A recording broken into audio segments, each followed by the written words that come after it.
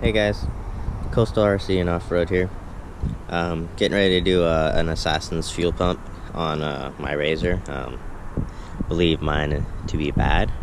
And I'm gonna kind of give you guys like a little walkthrough on kind of the things involved in doing that.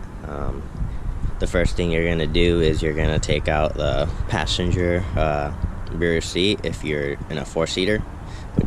I think it's the passenger side on a 2-seater as well. You're just going to pull that seat out with the lever right there down in the crack, and it'll expose the plastic cover for the fuel pump, and I'll show you that in a second. Alright, so here's what it looks like under that seat. This pops right off. Then you got a rubber cover over the top. You can just pull that off as well. It'll expose your two fuel lines, and then your electrical plug. You're going to go ahead and disconnect all of these. You should be able to do it with like a flathead. I'm going to do that right now, and then I'll get back to you. Alright, so now you see I got everything disconnected here. Have a paper towel handy. It will leak a little bit of fuel, but all three come undone pretty easy. Next thing you're going to need to do is pop that plastic ring that holds the whole assembly in. There's a couple different things you can do. Some people use like a flathead.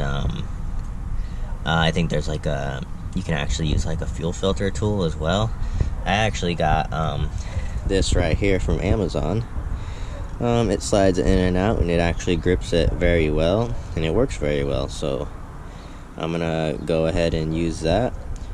Get it pulled out, and then I'm going to take it inside, and I'm going to show you a comparison next to the new parts from Aftermarket Assassins. Alright, so here you got the stock fuel pump assembly on a 2019 Razor Turbo. It's different than the previous models, I think 18 or 17, one of those years. It's the different one, and 19 I believe is this new style. You gotta look at it. You're gonna have to replace this hose right here. I believe you have to disconnect right here. You gotta pull the fuel pump out of the bottom. I'm gonna get that done here in a second, and then I'll show you guys what it looks like after. Alright, so now I got the fuel pump out right here. You will have to cut the hose that holds it from the housing to the pump itself using a razor blade. I cut the top piece off, and then I just cut this down the middle. It doesn't matter if you cut it off of there because you're not going to reuse anything on that. You do have to pull the stock off before you do that, and then you have to get the actual fuel pump out. The two sides of the housing right here, you kind of pull them apart and lift the fuel pump up, and it'll pop out. And make sure you disconnect the positive and the negative right here. Right now I'm going to get the new fuel pump ready. I'm going to tighten the hose right here, get the other clamp on there, get it ready to tighten to the housing, and we'll go from there. Alright, so now we got it installed. Used the supplied zip tie to kind of hold it in. The new one does not slide in a slot like the stock one did.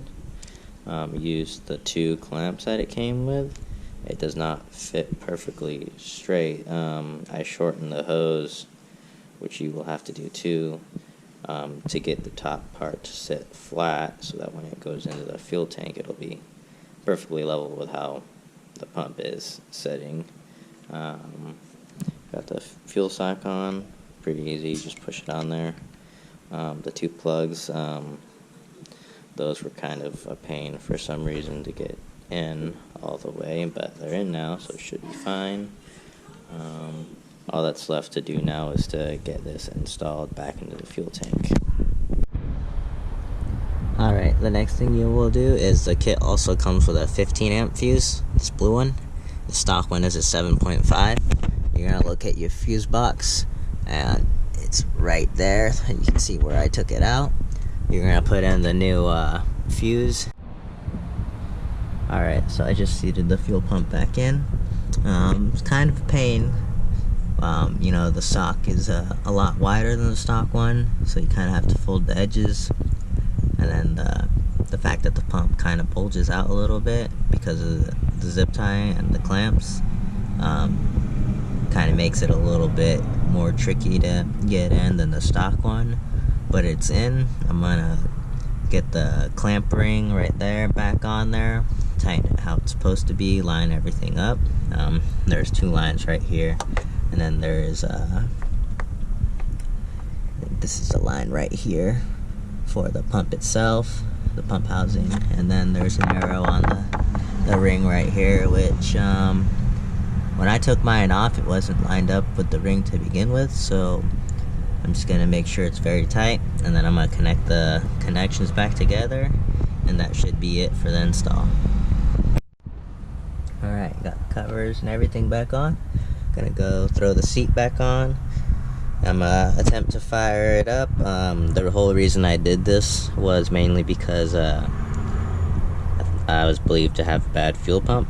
So now we're gonna find out, see if it did the trick. I'll let you guys know how it goes.